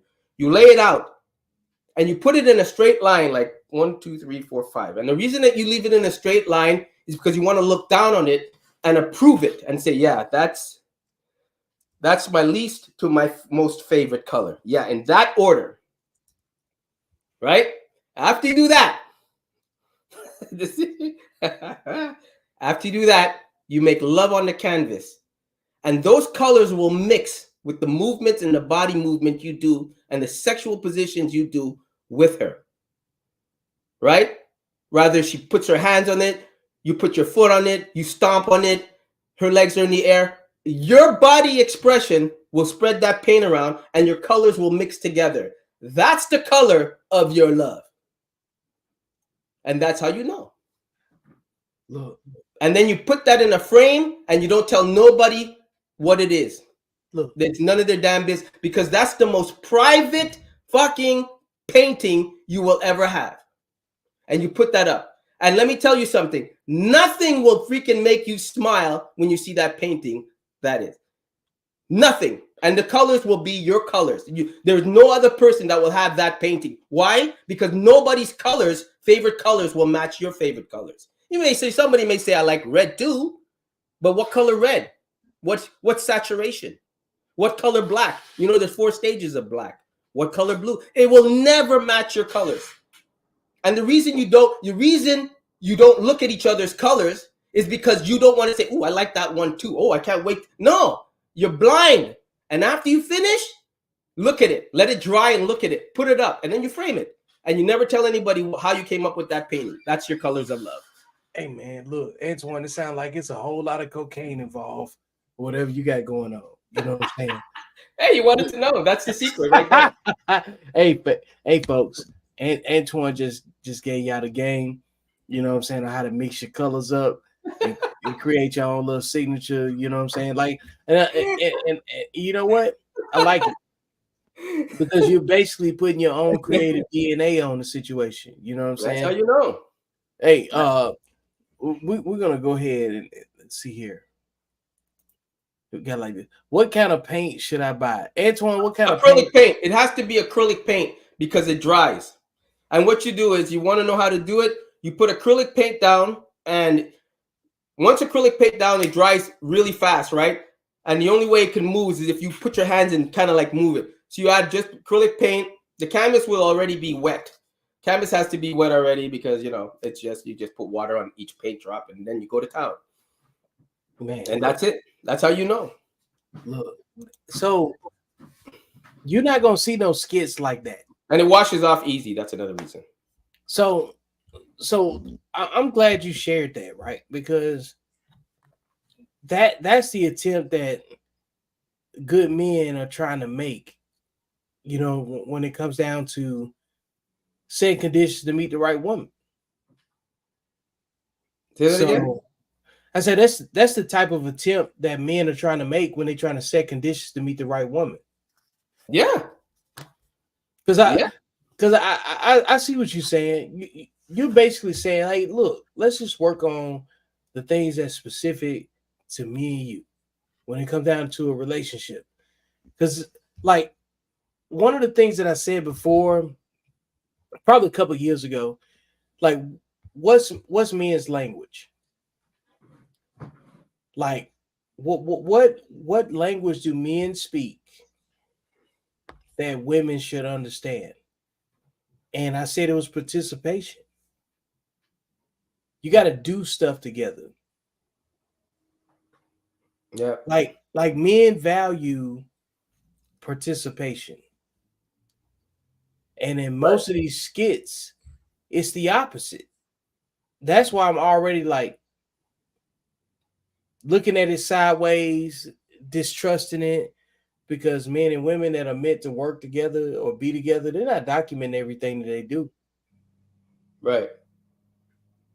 Yeah. It's just not. You Yeah. know, like when you are disciplined, you value privacy. Right. Right. Tell me a stage, like the only time that you don't value privacy is when you're displaying your work. Yeah. Yeah. Yeah. Yeah. I agree with that. You don't Okay. write with somebody in the room. Generally speaking, most men only value privacy. Yeah, but you don't write with anybody in the room, do you? No, hell no. See, No, that's what I mean. Yeah. So you know where I'm coming from. Like you know what, Antoine? I actually sneak and write. And not because I have to, but because it's like when I'm in the course of doing whatever I'm doing and then that bug hits me, like it doesn't matter where I'm at. I'm kind of like looking around. Yeah. Those are the best thoughts, best moments. Best moments. I get them when I walk my dog. I stop and I might, you know what I'm saying? That's a good one. Clip that. Yeah. Oh man, yeah. Like, yo, it's a clip that moment. Like, that's like you make me think about when it's time for me to get my thoughts out. Because some people's diary is different. Everybody's diary ain't the same. Like my diary becomes actual content. Like I try to turn it into something. Right. And I don't have to go to no crazy extent to do so because I don't work with a whole bunch of people that I don't have an image to create. I am who I am. Right. Nobody's funding what I do. I fund what I do. So, right. And there's a big difference than being an instrument for someone else. Right. Right. Right. So when you get those moments, you got to put it down. You got, it's like, man, being the age that I'm at now, it's so funny how I could pass that on to some young kids coming up that are lost in that area. Because now I could tell them, I said, listen, dude, no. What demographic of men do you think that you can most relate to? At my age now? Just period. I could relate to the teens. I think I'm more of a teen person, I think like when they understand shit like 12 and up or 13 and up. Are you saying from a life space or are you talking about from a creative space? Both. I think from a life space, like I'm able to give them that grounding that, I wish because I had such a good upbringing. Shout out to my dad and my mom, and I can get emotional talking about this shit, but shout out to them. I'm able to say, listen, this is what it is when it's good. I'm able to love, what's that word? I'm able to love, wait, don't tell me. If you don't know the word, it ain't real. No, I'm able to love selfishly. I'm able to love selflessly, like just love and not care about, Selflessly? Is that what you were? That's it. Selflessly. Yes. I'm with you, man. I'm able to love 100 freaking. I'm diving into the deep end, and if you leave me, okay, you leave me, but I'm gonna hurt, but I'm gonna get over it. But I'm able to love like that. But it wasn't like that in the beginning. I admit that. How much? And that's because it hurts so much with love. Yeah. That's because I was crushed, and I can relate to that. I'm able to get a kid out of that mindset because I know what it takes to get out of that mindset. So when you say teens, are you talking like between like 16 and 18, 16 and 19? Like that, where things are impactful. Where your first love that crushes you and shit. Okay, got you. You think it's love. How did you get over your first love, right? Oh my God, dude. First of all, I am not shy to say I can understand when somebody says they kill themselves for love. Or a kid. Yeah, I can understand that. Oh, I can understand it. I can understand the depths of being alone where you know the thoughts of her fucking somebody else is crushing you. You know, I could speak on that. Well, I could speak on that shit, right? But I'm glad I'm able to feel that, because when it goes right, I'm able to give that, right?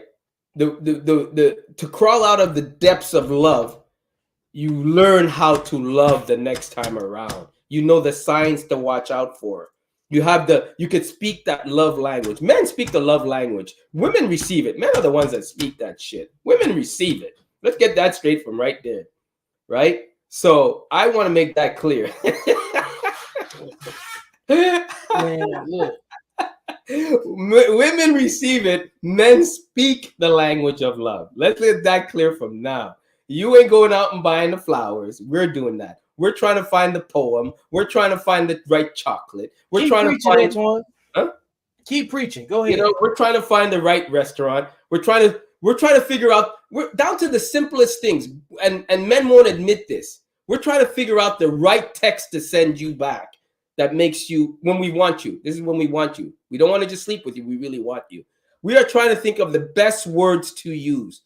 You know, that's why when people tell me men can't be friends with women, I laugh. I say, well, then you're not capable of thinking without your dick, right? Because I have some of the greatest friends that are women. And they give me, I go, I could bounce it off of them. What should I write here? Because I don't want her to think I overlike her, and I don't want to do that stupid 3-day rule. So she's able to give me, well, be subtle, but be, direct. And so I have girlfriends that are my friends that I can bounce that off of.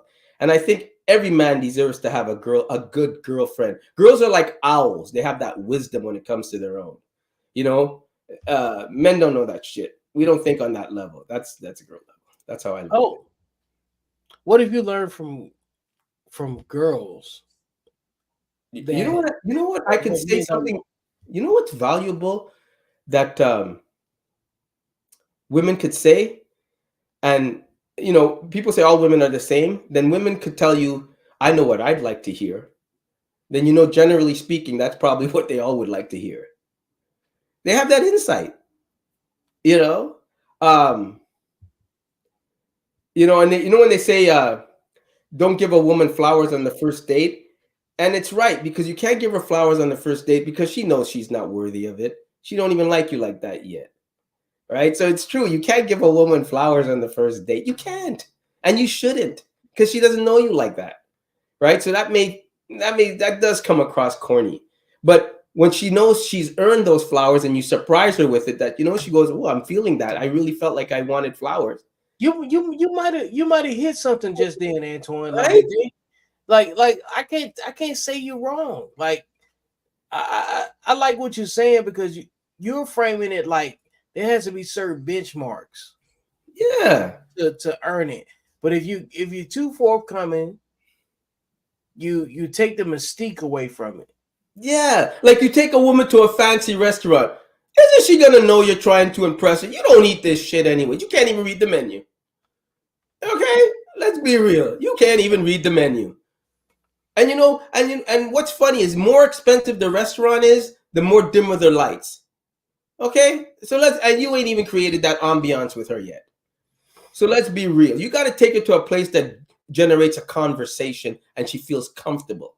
And it's got to be at a time where she feels safe. Like, there's got to be smart things you do that impress her, Mm-hmm. And I tell women all the time, you want to mess a man up, ask him about how he feels about marriage and love. And if he answers you freaking half-ass, you know where his mindset is at. He's only thinking about taking you home because he's got no answers for you. How have these skits impacted your outlook for 2024? I won't lie, it's destroyed a lot of what I believe in. But it hasn't changed me. It just made me know to be more careful on who I express it to. I can't just say it and do it with every woman, So a level of discernment. Yeah. And it's not because I would be considered, on their eyes, corny or cheesy or desperate or simpy. You can't be a victim. You can't be a victim. I can't, so I gotta hold back, And if a woman doesn't want to have coffee with me, or first of all, I don't believe in that whole coffee shit because I'm getting hungry, you know. You So trying to get big. I'm going to a place where we can get the money. And Antoine said, "Bring out the steaks." He's not playing with y'all. He ain't Yeah, trying to be listen, skinny. dude. Come on, I'm gonna. Why would a woman think she's getting a dinner over on me? You don't think I factored it into my taxes and my miscellaneous money? Or they Like, you did. think we factor these things in? I factored it in already. I'm prepared to lose $100 on a date because I already know the plate is $20. The movie's gonna cost me $20. If we decide to go to Starbucks, it's $4 a coffee. We ain't gonna have more than one or two. So you're right. I mean, you're not getting nothing up on me because you think, oh, I give you a free dinner. That just shows me you can't feed yourself. I don't know. Mm-hmm. You're not getting nothing up on me. Sure, I'd like to. I take them to coffee, but I take them to a coffee where I know I can eat there too. So just in case we get hungry and the conversation's going good, we can order munchies. Yeah, you gotta have some variety. You know what I'm I saying? ain't going to no damn Starbucks where it's open and people are talking and everybody's bringing their dog in and shit. I ain't doing that. Yeah, It's kind of, I don't think people take into account the geography of where they present certain questions at too. You know, right? Like there's certain things that's just not gonna happen in certain parts of the world. Right. At any given moment in time, you know. But you, as a man that's dating, when you really like factor in like the impact of these skits, like like that becomes a different thing. Now you have to really think about it. Right. It's changed me. Like I said, it's changed me. Yeah. It's changed me big time. And it's too bad. You know, it's unfortunate. Because that's not the way I want to be. That's not the way I want to treat you. You know? And it's unfortunate. But I just, like I said, man, men that say, oh, you know what? It's better off not to be married. It's better off to date. And, you know, they're full of shit. They just don't want to say the truth. They know they want somebody. Yeah. They know they want somebody. We all know we want somebody. Man. A good woman, but we want somebody. You know? I agree with that. You know, yeah, we all want something. Nobody wants to come home to the freaking this and be alone. What the fuck? Are you serious right now? Shit, who wants to come home to this? It'd be nice to smell something cooking or something brewing in the bedroom. You know what I mean? You don't want to come home to this shit. I work every day. Every day. There's no such thing as a day off for me, right? The day off is when I sleep or I go somewhere like to Vegas or something like that. But I work every day. I draw every day. When I'm finished here, on Fridays, I watch Coach and I watch Uncle Junior or whatever. And I watch Vic in the morning when I get up after the gym and I draw. I'll do the same thing tomorrow. Go to bed, sleep, get up, go to the gym, come home from the gym. Before I come home from the gym, buy my Starbucks, come home, take a shower, put my protein shake ready, start drawing, open the blinds and start drawing. Then what do I do next? Wait till around 6 o'clock, figure out what I'm going to eat. Either I go get something to eat or I thought out something to cook, end up cooking it. And then what do? I give myself my hour, 2-hour break, watch something on TV if there's something there, listen to social media, then repeat the whole process all over again. I'm in that routine till something comes and distorts it or changes it. But isn't that what men do? We spend more time. Men should be spending more time at work than at home. What is it, 40 hours we work a week? Sometimes 50, 60? How many times do you have to be home? And now I'm thinking of getting a dog. Hey, look. But you know why I don't want to get a dog? Because I'm going to get way too... Oh, look at that. I'm going to get way too comfortable. Then I'm not going to need nobody. Look at that. EJ back there, you know. I'm thinking Vic of a Rhodesian Ridgeback. A nice big dog. Oh, man, look. Get a dog that's hypoallergenic, that doesn't shed. Oh, yeah. You got too much OCD. Like, I can tell you got too much OCD. I'm going to give you a recommendation. I would say get a dog that's hypoallergenic. Oh, okay. All right. A dog that doesn't shed. Really, huh? Game changer. A dog that... I wonder how much the Rhodesian Ridgeback shed. That's a good question, Vic. Yeah, you know what? Speaking of that logo, I'm going to have yours ready soon. I forgot to tell you that last time we spoke. Oh, man, look. I already balanced it out. It's already balanced out. I got the stick form. I just got to color it certain colors in it. But yeah, anyways. But yeah, that's my thought, man.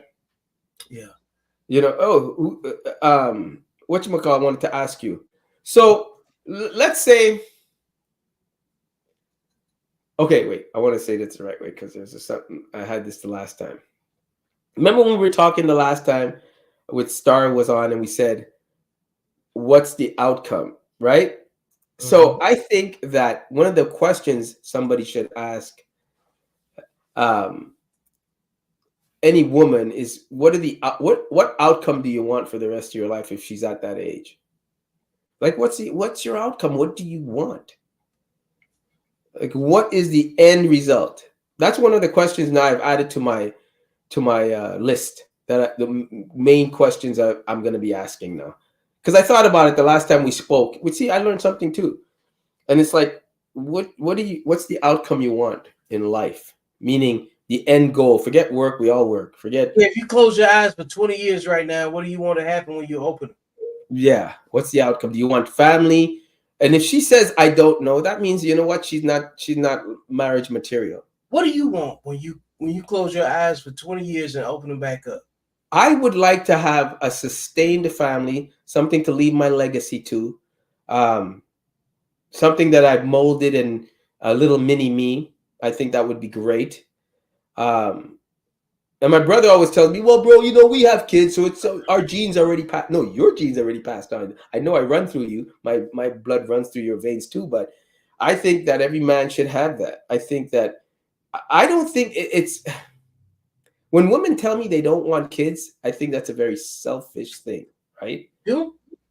I think it's a very selfish thing when women say they don't want kids when they're able to have kids. Not when they get old, like when they get to a certain age, maybe past a geriatric, I could understand them saying, I would love to have kids, but A, B, and C.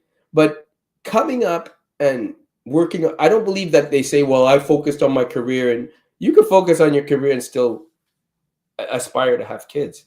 But when a woman says to me she doesn't want kids, like she says it, I think that's a very selfish act, because that's a gift to be able to give birth and have kids. Right? That's how I look at it when it comes to women. So that's very important to me. And let's say I meet an older woman that can't have kids. I would love for her to express to me that she would have loved to have kids, but unfortunately she never met the guy, or, you know, things happened in life that allowed her not to have kids, but she aspires to have kids. Yeah, that's how I see that. Well, you know, that the opportunity for like divine timing, we don't control that. Right. So True. at like what point are you gonna, you know, like change the direction that you're moving to not allow like your previous situations to impact what you got going on at present? And I think everybody has to ask themselves that question when it comes down to like. Oh, I got an answer to that. I thought about that just the other night. Yeah. Oh, really? Man, come on, Antoine. I thought about that the other night. I said to myself, what's my cutoff point? I said, I'm giving myself till 60. If I don't have, if I don't have kids by 60, on 100, listen to me. If I don't have kids by 60, I said to myself, now people say, oh, come on, why? By 60. If I don't have kids by 60, I'm going to start working on myself to live with that and accept it. Yeah. Because now I don't want you for kids. Because I'm not going to be in a mind frame to raise kids. I'm not. So I'm going to be more successful. So you're about 15, 16 more years before you cut it off. I'm going to be more successful. I'm going to have more toys. I'm going to have a bigger house. Now I don't want you now I don't want kids running around. Now I like my solitude. Now I like my quietness. Now I just want to cook pasta naked and, you know, make sure you're in the, you know what I mean? Now I do want to do that. I'm just saying. Now I don't want any kids running around. You know, now I do want a dog. Now I do want two dogs, actually, because I don't want to leave one alone. But now I know the reason I put that cutoff in there is I have to be realistic with myself. Like, do I really want to be running around? Do I really want to PTA meetings and shit? You know, that's going to be taking away time from my drawing. Do I really want to do that? Yeah. And, you know, And you know what? I don't even want a young girlfriend because what can she talk to me about? You know, what is she gonna talk Yeah, to me about? so that's another Yeah, I don't want avenue no right there. girlfriend. So like your cutoff changes to 60, right? Right, that's for kids. Yeah, All right, cool. So if you have kids before 60, it's cool. right. By the time what if you're 58? It better happen by 60. That's all I can say. It has to be. It has to happen by 60. So you had about 58 and a half. By the Right. time- It has 60 is the cut. My 60th birthday, I'm thinking, okay, that's not in my plans anymore. Yeah. I have to live with that regret because Well, it will whatever be, it will be a regret. Yes. Right? It's like somebody says when somebody close to you passes or a family member passes, you don't ever get over it. You learn to live with it. You know, man, this is the thing that always intrigues me about when we start asking these questions, and like Antoine gives his thoughts, is that you're very linear about this, and it's in an emotional lane. So it's hard to be very linear in an emotional lane and get exactly what you want. Do you think so? What do you mean? Okay, Antoine's very straightforward. Right. In the emotional My choice, lane, by the way. huh? Because I don't want to. And the reason I want to just make this clear. I talk to people the way I want them to talk to me. So there's no misunderstanding. We're very clear. So you cannot say, well, I thought you meant no. I made it very clear to you. That's why I like it. Got it. Okay. So with Antoine being so very clear about how he feels and what he wants and everything that fits underneath that umbrella, when it comes down to like being understood, do you think more of those people, more of those women are going to be available for you as you get older? Yeah, I have money. The fuck? Shit. What, you think Kevin Hart is Kevin Hart without his money? Okay. So I'm not gonna have Kevin Hart. Well, I aspire to have Kevin Hart money, but all right. So I ain't looking for the lovey-dovey shit at that age, Vic. So companionship is what you're looking at that point. Companionship. I'm not looking for the baby, I love you. You're coming home. I'm not doing all that shit.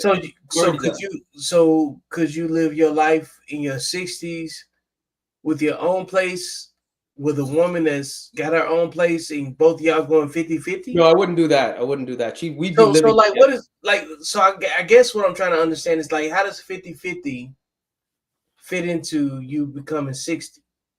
Well, I'm 60. First of all, I ain't marrying a woman close to my age. That's ridiculous. Obviously, yeah. I just want to hear. No, I'm not doing that. No, I'm not doing that. I don't want her dying on top of me or some shit. I don't want none of that shit. How old is she gonna be, Antoine? I don't want no granny panties, none of that shit. We ain't doing that. No. You know when they say you grow old together? No. When you're 60, how old does she need to be? 40, 45. 45. So 15 years. Yeah. She can still rock my world. That's fair. She can still rock my world. Absolutely. You know what I mean? She can still rock my world. And she's still hot enough that I want to see her with the lights on. You know? Yeah. Hey folks, this has been the Code Talk Solutions Only Evening Show. You know? Antoine's views reflects Antoine's views. I like when you say that. You make me laugh when you say that. Hey, listen, it's not like I'm not going to do my part. I'm going to hang on to this six-pack as long as I can. But, I got to be realistic for that. My money should get me something. Yo, hey, look, if you know what you like, yeah, man. That's all that matters. I know what I like. And I want to come home to it. I don't want to seek it elsewhere.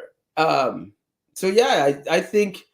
first of all, I think women should date 10 to 15 years older than them. So before we go, I want to make sure we capture this, right? Okay. How have skits impacted Antoine in his dating journey? It has made, these skits have made me very, very disappointed, sad in a sense that we promote that shit, that propaganda, and we give them, just don't ever ask why, because we have no shame in showing them. And made me realize how I think and how I am as a man. I can't just express, I can't just give, I won't say express, because I'm always going to express myself the way I want to express myself, and nobody's going to dictate how I should express myself. If you don't like it, you can get out of the room and you don't have to associate with me. I have enough friends, so I don't need more. So I'm going to speak from that point of view. But it has disappointed me in a sense that I know I have to be careful.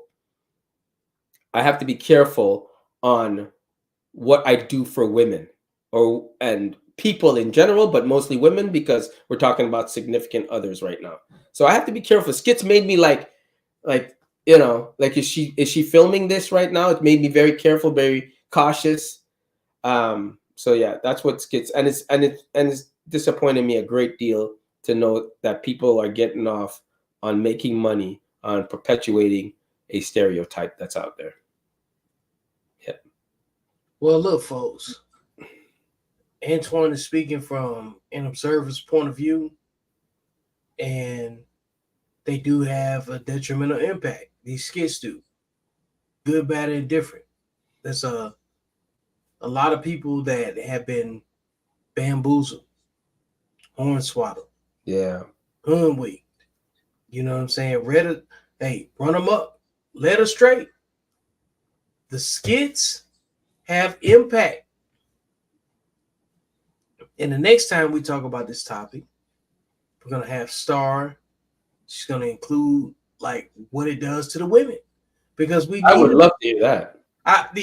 Exactly. Yo, this is why this topic is so impactful, because like I have my perspective of it, you got your experience with it, you got your perspective, and she has the same thing, you know.